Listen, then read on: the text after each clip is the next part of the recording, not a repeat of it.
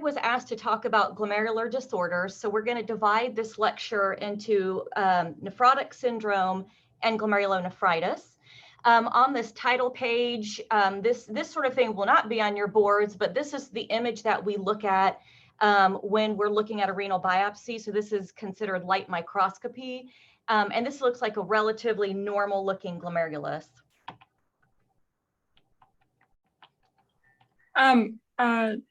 Dr. Kramer, can you share your screen, please? Oh, I did it not share? I'm so sorry. Let's try that again.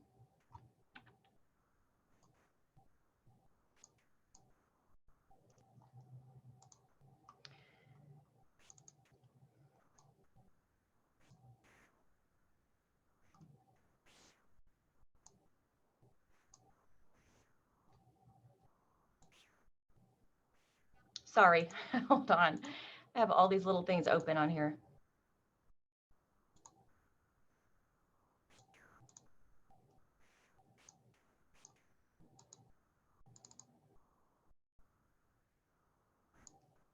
Okay, let's get back into it then. Can you see it now?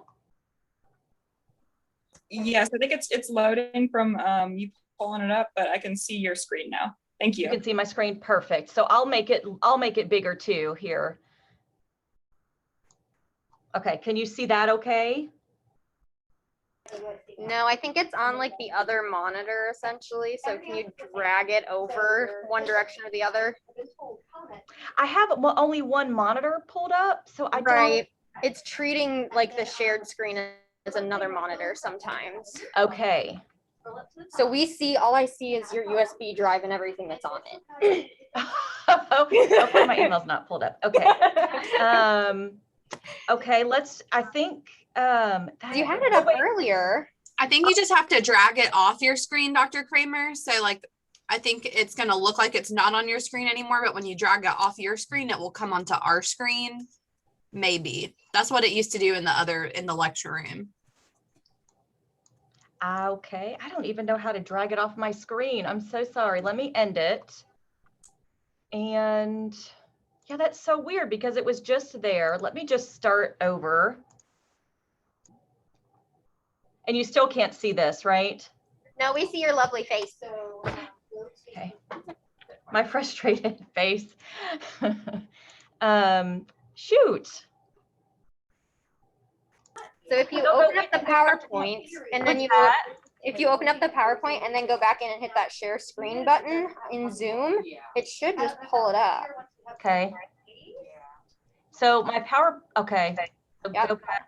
PowerPoint open. And then click down on the bottom on the little Zoom icon. Okay, and now I'm back. Well, shoot. I know, of course, it won't let me go back on that for some strange reason. Huh. And then you have options. You can either free type, or look at that. You can just click like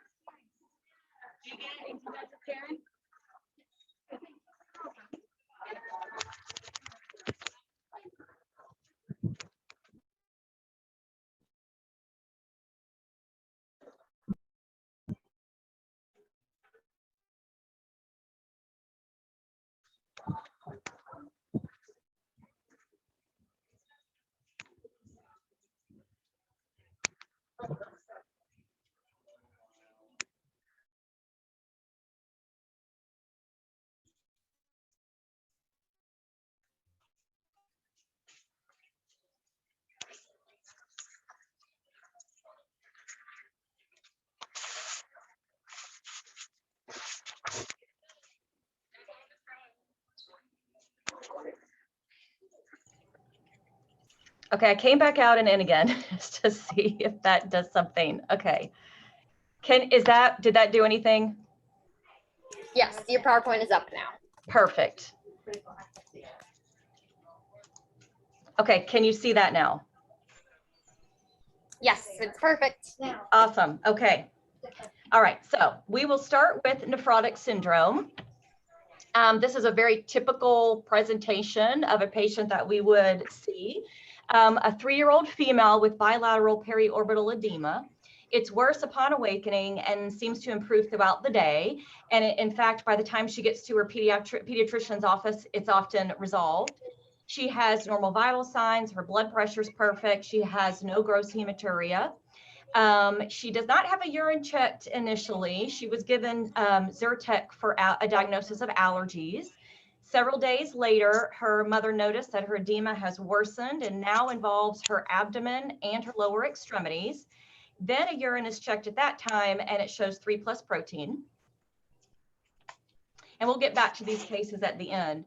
But case 2 is a patient that we saw here 2 years ago. She was a 5-week female, born at 36 weeks. She was admitted to the Children's Hospital for ascites and spells. She has a history of reflux and was on, when we could use Zantac, was taking that twice a day. She had a couple episodes after a feed where mom said she stiffened and turned red, and she had to stimulate her by patting her on the back.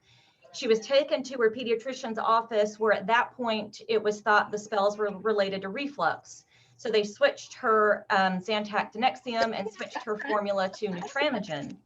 The pediatrician noticed at that visit that her abdomen was swollen, so she sent the patient for an X-ray. The X-ray was obtained in Orangeburg, which reported ascites. So the pediatrician called GI here, who recommended that the patient be admitted and have a CMP, CBC pre-albumin abdominal ultrasound. So all of that was done, and her labs were significant for a calcium of 5.3, an albumin of 0.4, an ionized calcium of 0.9, a low mag at 0.7, and she had significant proteinuria with 3+ protein on dipstick and a protein to creatinine ratio of 15. While this workup was being initiated, she continued to have now what is known as seizures, because she started having generalized tonic-clonic movements on the floor with eye deviation, and she was subsequently transferred to the PICU. So nephrotic syndrome is caused by renal diseases that increase the permeability across the glomerular filtration barrier. And in this image is a magnified view of the glomerular filtration barrier. You can see the blood side here and the foot processes along the glomerular basement membrane. We know that in minimal change, FSGS, other types of nephrotic syndrome, we have abnormalities of the foot processes, and that allows for large molecules such as albumin to now traverse through the basement membrane.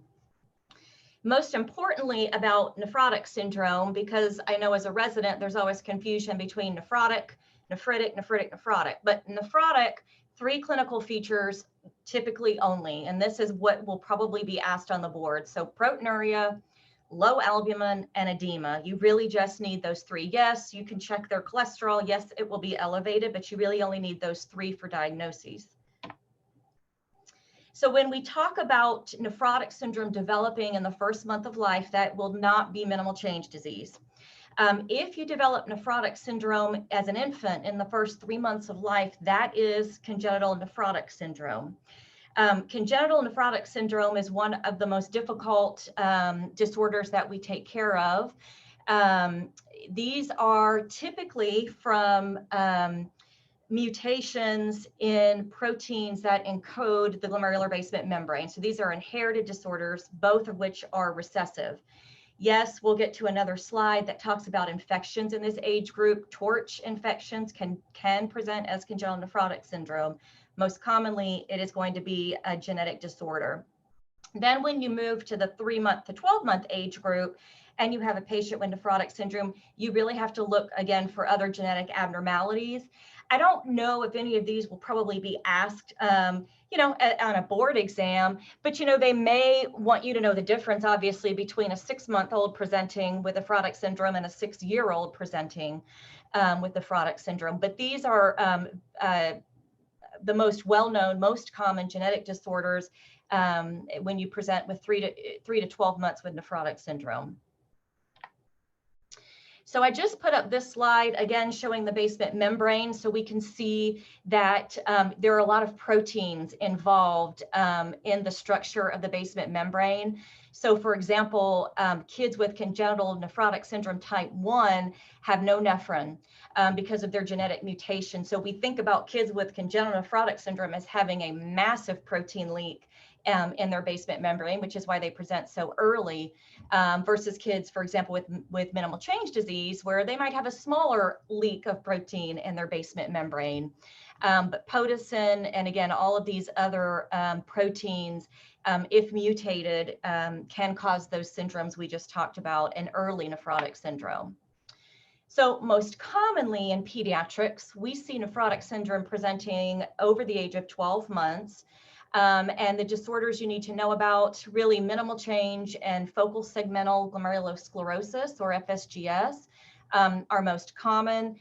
Membranous nephropathy, yes, we can see that, but that usually presents in teenage years or adulthood. You do have to be aware there are secondary causes of nephrotic syndrome, viral, so hepatitis, HIV, interestingly, syphilis. So I have seen syphilis present with nephrotic syndrome once. And in fact, it was when I was a resident here way back when. And there was another practicing nephrologist with Dr. Holloman at the time who was treating this child. And this was a 16-year-old African-American male who most of us would biopsy a 16-year-old with new onset nephrotic syndrome, but this patient did not get biopsied. He just empirically got steroid treatment. And I was rounding in the clinic one day and seeing patients, and he came in, I'd never met him, and he said, "What's this rash on my hands and feet?" And I was like, "Oh, wow, I've never seen syphilis, but that is what it looks like." And indeed, this patient had syphilis. And honestly, he's very lucky that he didn't get very ill because he had been on immunosuppressive treatment for over a month. So just something to be aware of, especially when you've got a teenager with new onset nephrotic syndrome. Make sure you're getting that sexual history and other things. Again, congenital nephrotic syndrome, if we have a patient presenting in the first 3 months of life, we will always order our torch titers. And then systemic illnesses, lupus, we know can cause nephrotic syndrome. Diabetes, yes, with diabetic nephropathy. We see a fair amount of obesity and causing secondary FSGS, actually. Malignancies have been described, although honestly, I've never seen a malignancy cause nephrotic syndrome. So the most common symptom is going to be a child, just like in this picture, periorbital edema. That's the most common presenting sign. Most marked in the morning, gets better throughout the afternoon. Then the ascites comes, lower extremity edema. And you know, with ascites, you're not going to feel this fluid wave. I think you probably have all seen nephrotic syndrome patients as an inpatient. They have a really tight abdomen. And my previous mentor would always say, you know, if the belly button looks like it's smiling at you and it's really squished down, then you know there's fluid present. They often will tell you they're not urinating as much, and we'll go through the pathophysiology, but that is very common when you have a patient who's third spacing. It is much less common to present with nephrotic syndrome with hypertension or hematuria. If we, yes, you can see hypertension once they're on steroids, but as an initial presentation, that would be very uncommon. In particular, with minimal change, would be very uncommon. Sure, we can see that with kids with FSGS, and that may raise our suspicion that that's the diagnosis. So, pathophysiology. You have increased permeability of the glomerular capillary membrane for reasons that have been theorized, but we don't quite understand why kids get this. Probably an acquired circulating protein that affects the basement membrane.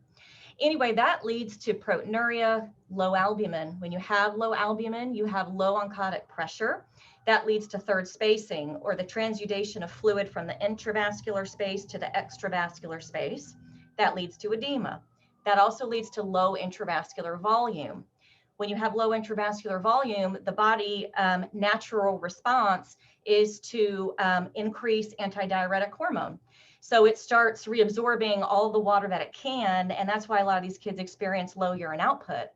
but they also have decreased renal perfusion. That's why some of these kids, depending on how long they've been nephrotic, will present with AKI.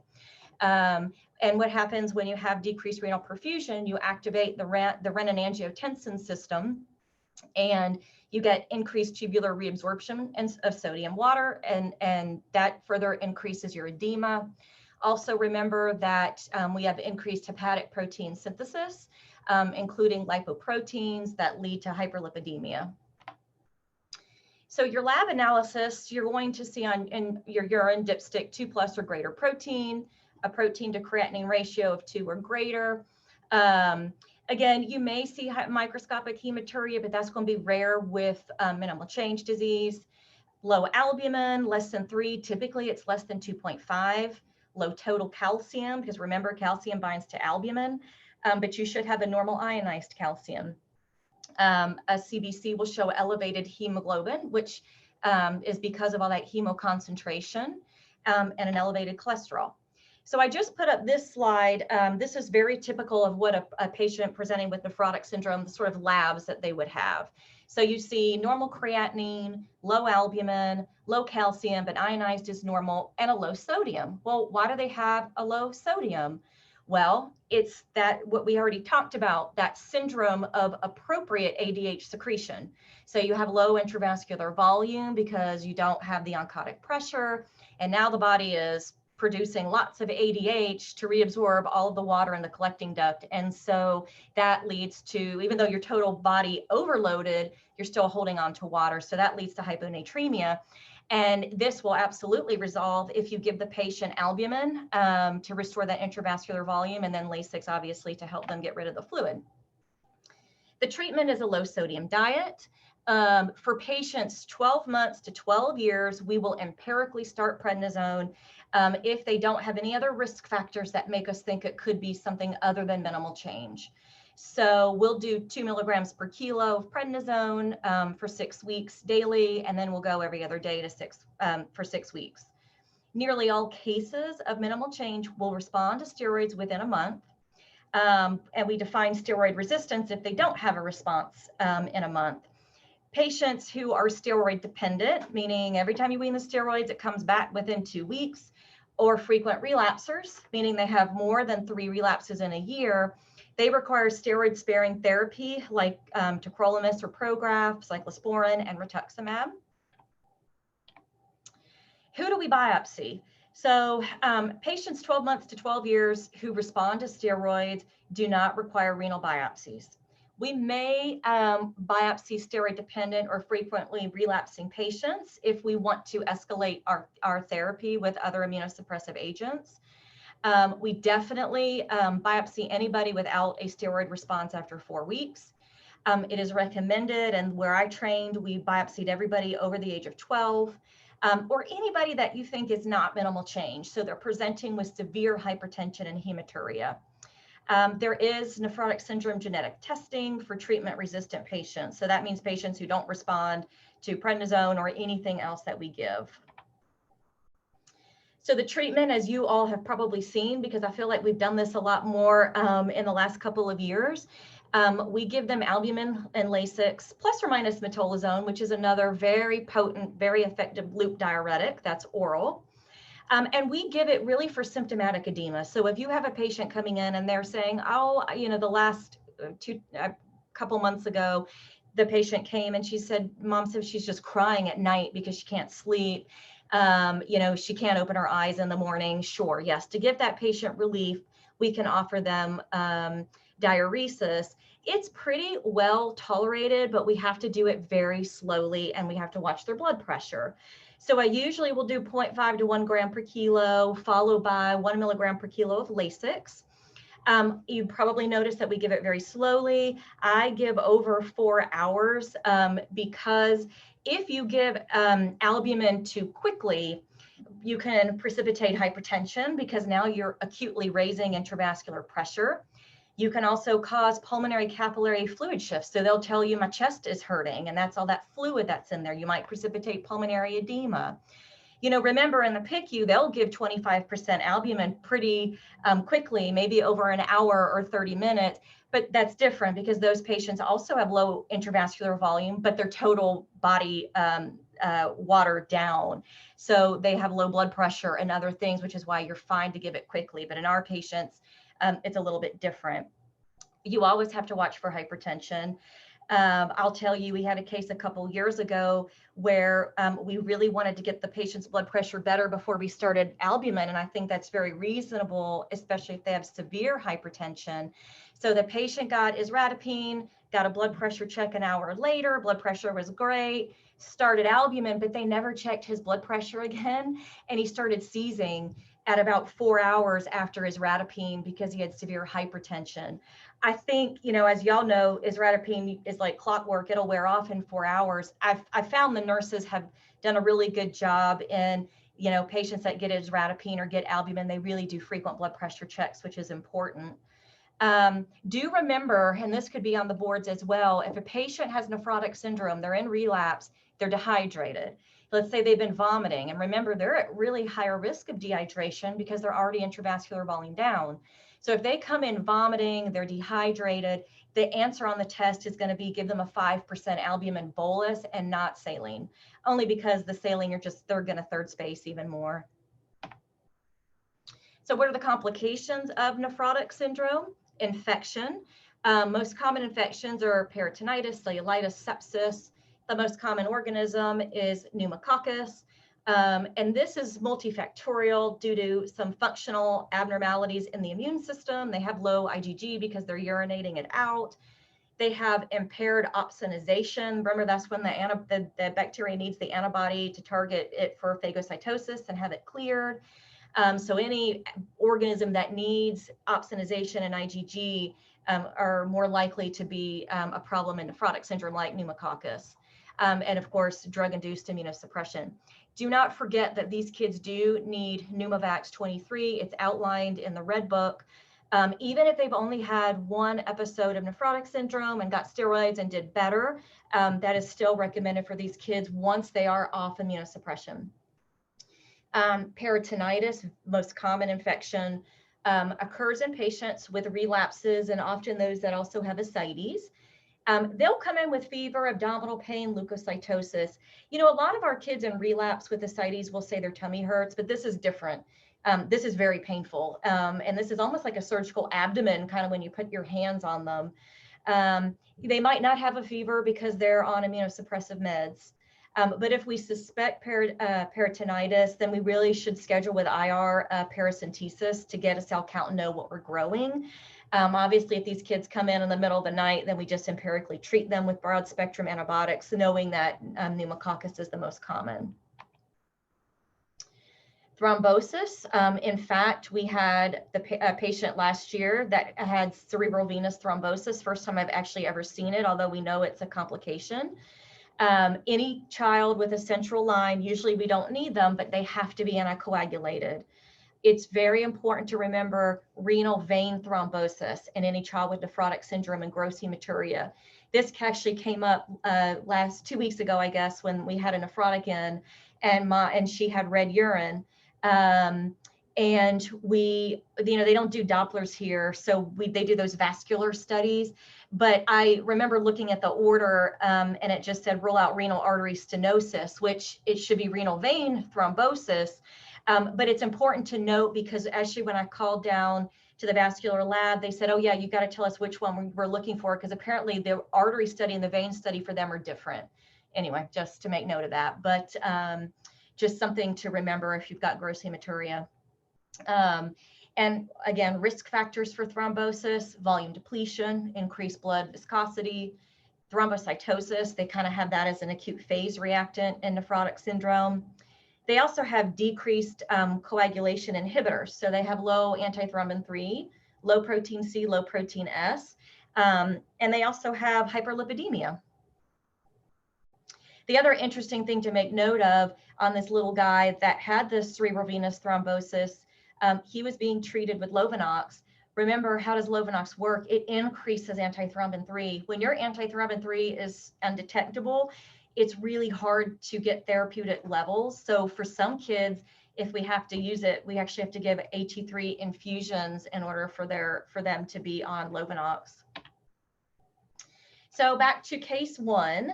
So this is our 3-year-old female with bilateral periorbital edema and otherwise normal blood pressure. Everything is fine. So most likely the diagnosis for her is going to be minimal change disease, no biopsy necessary.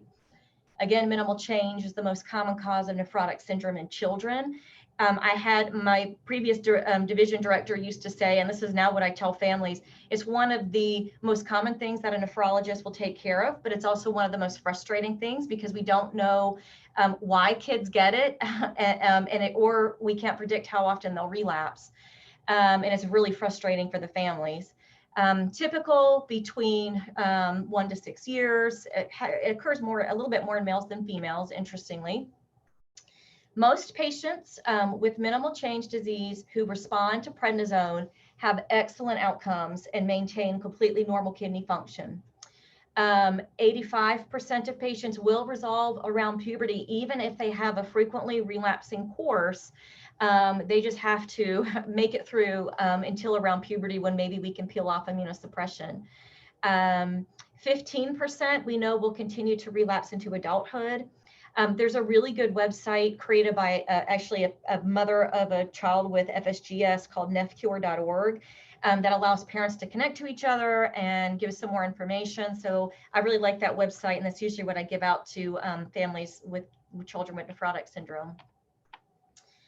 Focal segmental glomerulosclerosis is a different beast. It's the most common cause of acquired kidney failure necessitating kidney transplant or dialysis in peds. So if you look at any hemodialysis unit or PD program, there's going to be mostly FSGS, just like ours. And again, it can also occur at a very young age. The likelihood of end-stage renal disease or dialysis, it really depends on if you're going to respond to treatment or not. A majority of patients are steroid resistant, but if they respond to something else like rituximab, or Prograf, even if we got to deal with relapses, their outcomes are a little bit better than kids that respond to nothing. In pediatrics, there's different variants of FSGS we look at. There's one called collapsing variant that does have the worst short-term outcome. And we know that FSGS can recur after transplant in up to 30% of kids. So oftentimes prior to transplant, we might look at our genetic testing. Honestly, you almost want to see a genetic variant if someone doesn't respond to treatment, because the recurrence rate would be 0 versus the kids that have acquired FSGS. Those kids recur up to 30%. And I've taken care of many of these patients, one of whom after his second kidney transplant, and he relapsed immediately. And it just meant that he has to go back on actually plasma exchange. He was back on dialysis, and he just opted to not get another transplant in his lifetime. So just briefly about renal pathology, this is the Bowman's capsule and the glomerular capillaries here.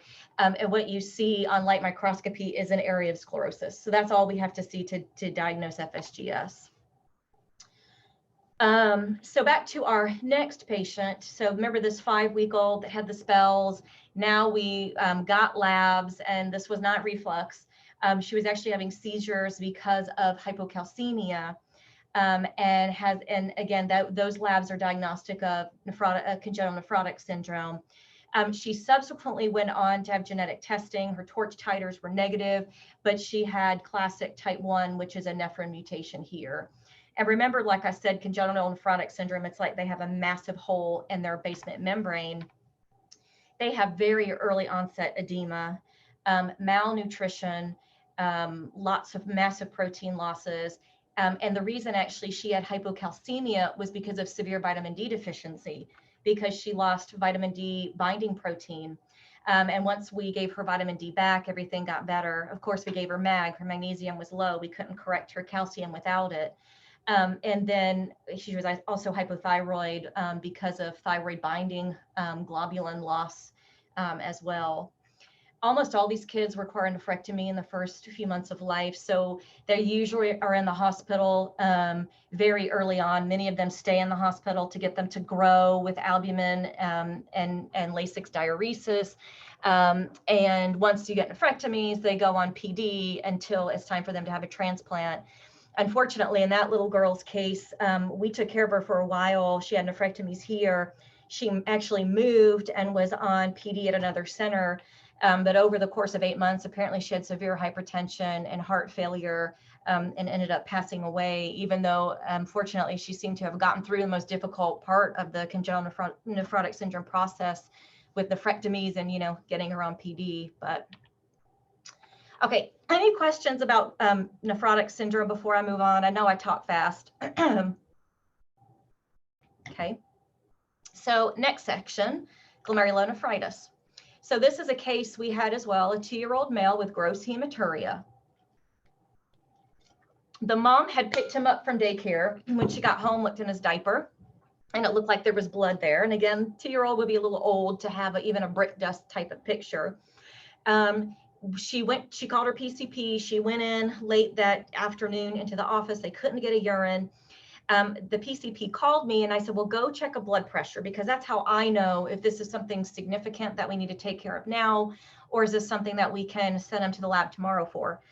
Anyway, he was pretty hypertensive. So he was sent to the emergency room because, again, gross hematuria and hypertension, now we're dealing with glomerulonephritis. In the ER, he had a urine that showed blood protein and an elevated creatinine. Again, all very diagnostic of glomerulonephritis. This is another case, an interesting case that we had here, I guess, 1.5 years ago now. 16-year-old seen by his PCP. It was here in town, but I think it was a family doc who may not necessarily see this very often in children, but had a 4 to 5 month history of intermittent lower extremity edema and headaches. Because the edema seemed to go away, the parents never took him in for care. The blood pressure in her office was documented at 200/120. The patient was sent the very next day to adult cardiology, where he had a documented pressure of 190/110, and he was placed on amlodipine 5 and sent home. He had a UA in that process that showed blood and protein. I was later called that afternoon after he went home by the cardiologist telling me that an outpatient referral was coming through for this patient. So I'm hoping everybody is gasping right now, because that's what I did I got this phone call. So we immediately just called his father, who's interestingly a surgeon, and said, no, he really needs to come to the emergency room. And his blood pressure in the ER was 190/137. His creatinine was 1.3, albumin low at 1.9. He had blood and protein in his urine. Now, and again, this kind of picture is very indolent, right? So this is a 4 to 5 lingering history, whereas our other case was sort of acute onset of gross hematuria, because that may make a difference in how we're thinking about our differential. So symptoms of glomerulonephritis, you're not going to have that picture of that little boy with periorbital edema. That's not how these kids will present. Hematuria is how they're going to present, and oftentimes they'll have gross hematuria.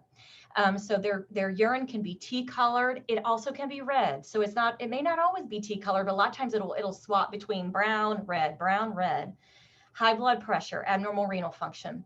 If you are answering a test question, you really can go and underline, okay, what do I have here?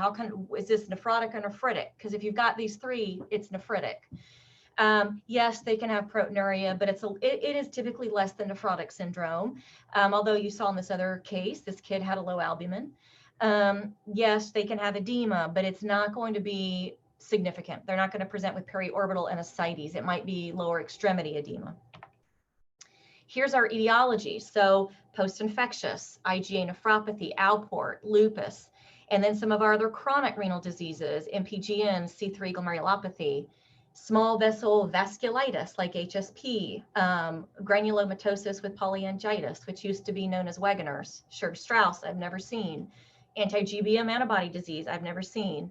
Be aware shunt nephritis. That's when a patient has a shunt and it's infected. They can get acute glomerulonephritis. When you treat the infection, it gets better. Most common is staph epi, actually. Other infections, endocarditis can do this. intra-abdominal abscess, osteomyelitis, and pneumonia with mycoplasma or streptococcus. So when you have a diagnosis of glomerulonephritis, you've met your criteria. Now your differential needs to be divided into low complement, normal complement. So hypocomplementemic, post-infectious GN, low C3, normal C4. The other ones on this list will typically give you low both, low C3, low C4. Normal complementemic, again, those on that list, the vasculitis, IgA nephropathy, Alport, normal complement disease. And a few of these, by the way, I think, yeah, I've got enough time to get through these, but I have to give a lecture in 2 months on hematuria. So a couple of these that typically present just with hematuria, I'm going to reserve going into for that lecture. So the workup, a urine with microscopy. Is there really blood present? A protein to creatinine ratio, a CBC, renal function testing, of course, C3, C4, incredibly important. Plus or minus a throat culture. We had a child here that had pretty severe glomerulonephritis, had a positive throat culture, and actually on biopsy ended up having post-infectious, but never knew she had any, she never had really any symptoms of strep. So, we can always get her throat culture. You can send your ASO titer or strep design. If indicated, your ANA panel, your ANCA titers, these are older kids, anti-GBM antibody. Again, the most common cause of glomerulonephritis in kids is post-strep GN. Don't forget your other organisms. There are other bacteria that can do this. There are other viruses that can do this as well. Post-strep GN most commonly follows infection with strep pyogenes. 1 to 2 weeks after pharyngitis, 3 to 6 weeks after skin infection. But the treatment of strep infection, as you all do know, does not prevent post-strep GN from happening. Why?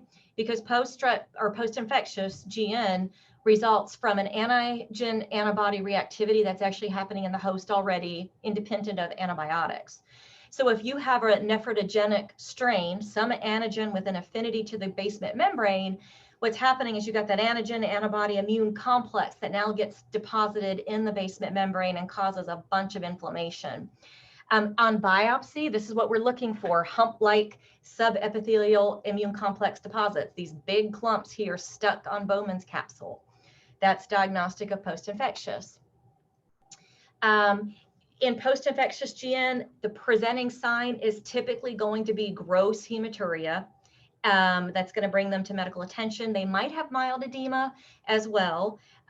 These kids can have hypertension. Depending on what their blood pressure is and what their renal function is, they don't necessarily need to be admitted to the hospital. These kids often don't need a renal biopsy unless they have rapidly rising creatinine or severe hypertension. I've seen patients who have been sent home from other ERs, adult primarily ERs, with hypertension and glomerulonephritis that seized at home when they left. So, mild hypertension we can take. Severe hypertension very much needs to be monitored. Again, proteinuria can be present, but nephrotic range proteinuria would be rare. So the biggest issues with post-infectious glomerulonephritis are fluid overload. So this edema that kids get, and this is due to all those alterations in glomerular hemodynamics because of those immune complexes that leads to an increase in sodium and water reabsorption. We often treat these kids with hypertension if they have edema with diuretics. So we'll give them oral Lasix. If they just have hypertension and no edema, we usually treat with a calcium channel blocker. Again, workup is similar to what we talked about. Remember, these kids will have a low C3 and a normal C4. The edema typically resolves in 1 to 2 weeks. Hypertension can take a little bit longer, up to several months. The abnormal urine may last for a while. They may have some mild proteinuria for 6 months. The hematuria can last 1 to 2 years. We usually, if it's a child that has a mild course and we don't need to biopsy, we recheck C3 in 6 to 8 weeks, because if the C3 has not normalized, Well, now we're into a different hypocomplementemic GN where we're thinking more about chronic MPGN or C3 glomerulopathy. The recurrence of post-infectious is rare. Renal recovery is greater than 90%. There are reports of kids having post-infectious as a child, as children who go on to actually have hypertension and proteinuria years later. So why do we really want to check their kidney function when anybody has gross hematuria, especially if we think it's a glomerulonephritis?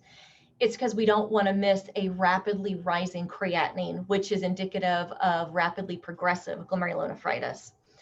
These are kids who every day when you check their function, the creatinine goes up and up and up.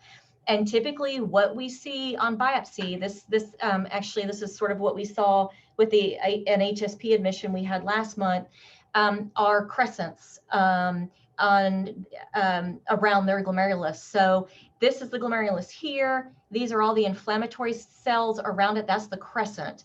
And if you can appreciate, it almost looks like it's being squeezed. So when a glomerulus is squeezed, it doesn't like it. It doesn't function well.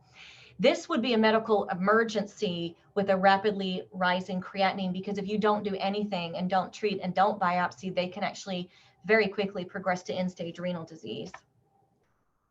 So more common renal diseases that cause glomerulonephritis, HSP. I don't know if y'all were involved in the last kiddo we had last month. This is very typical. You all know what this rash looks like. Interestingly, it's true of this recent child that we're taking care of now, and I've seen this before. The hematuria and even the joint pain can precede the rash. So this kiddo started with hematuria, gross hematuria. In fact, in 48 hours, the rash came. So then we knew.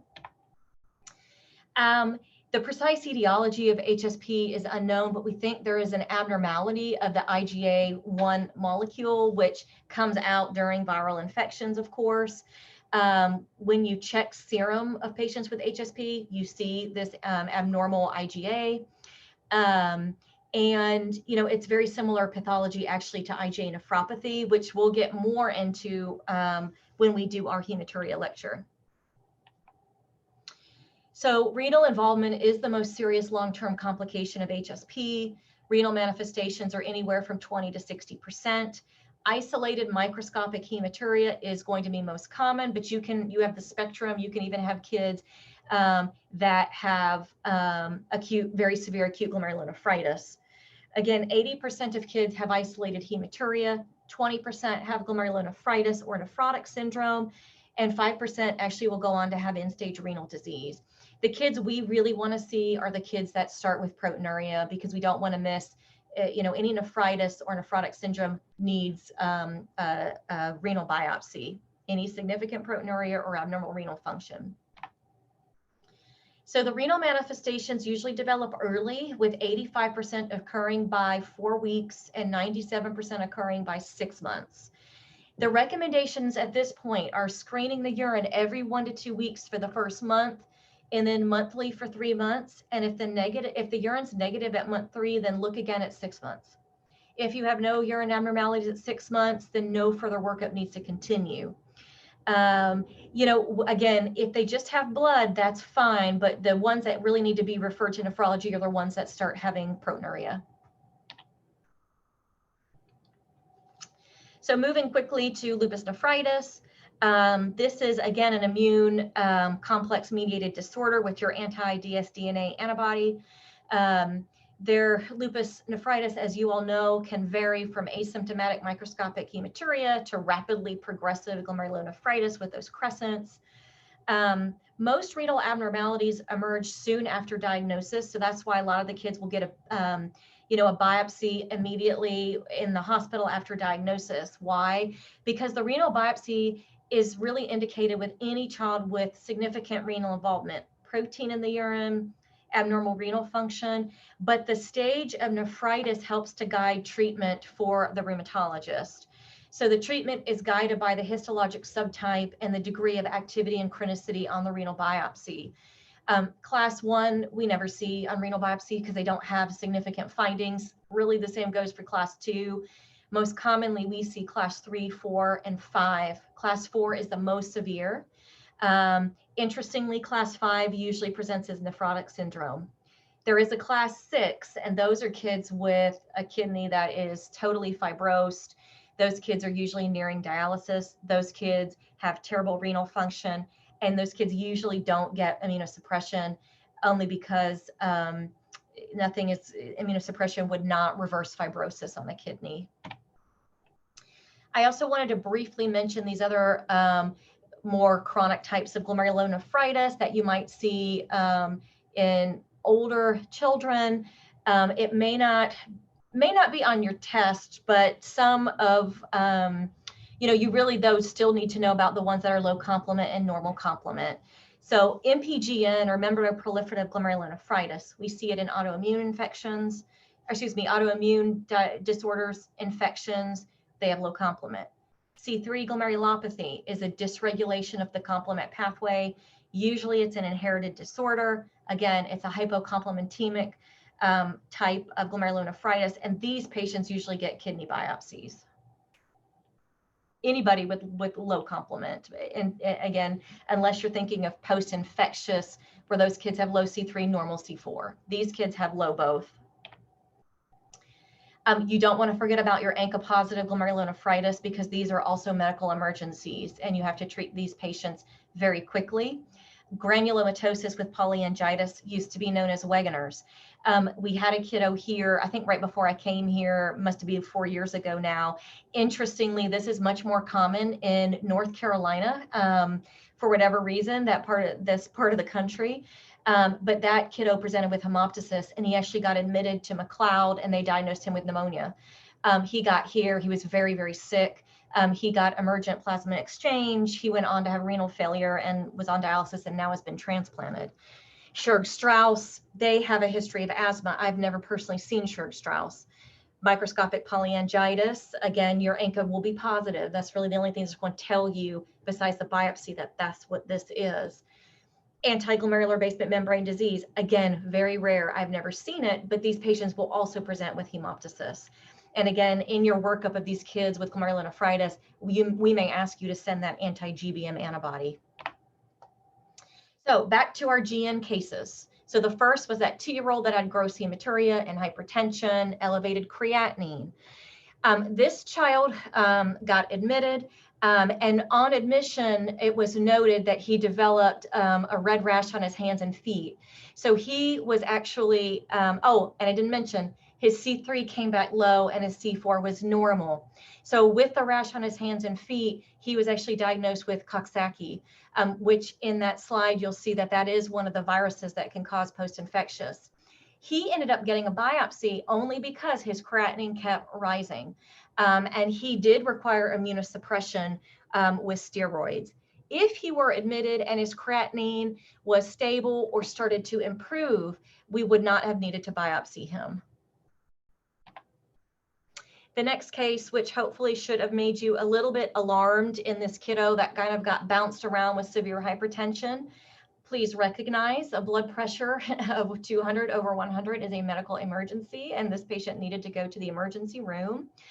You know, this indolent type of chronic course definitely made us stray away from a post-infectious glomerulonephritis. The fact that he was older, this has been going on for 4 to 5 months, the blood pressure was so high, both of his complements were low. He in fact had a biopsy which was consistent with C3 glomerulopathy, which again is that complement dysregulation syndrome. He now is on chronic immunosuppression, which he will need for the remainder of his life. And we know that these kids do have increased risk of end-stage renal disease over time. Okay, I have only one question at the end. A previously healthy 10-year-old boy who presents with facial and leg edema. He's unable to tie his shoes completely. He feels tired. He has no history of abdominal pain. He doesn't have gross hematuria or decreased urine output. His blood pressure is high, 136 over 92. You go ahead and get labs. You notice his creatinine's up. You also get his urine, and he actually does have moderate blood and some protein.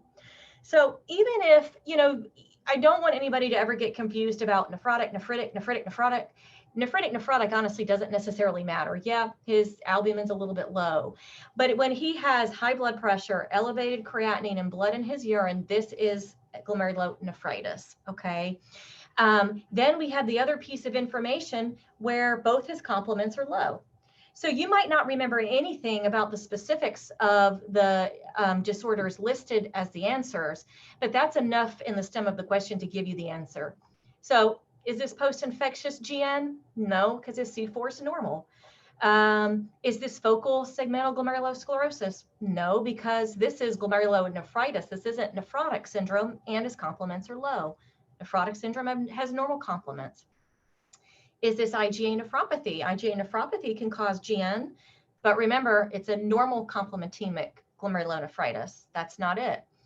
Is this MPGN? Well, his complements are low. We can't take that one off the list.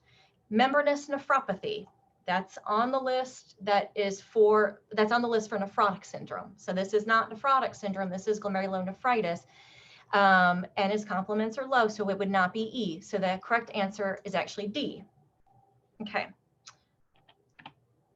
All right. Any questions? I know that's a lot of information. Any questions about any of that presentation or the question at the end or the cases?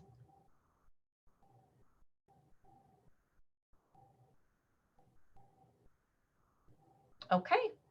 All right. Well, if there are no other questions, I will sign off. I appreciate you. Thank you. Thanks, Dr. Kramer. All right. Y'all have a good afternoon. You too.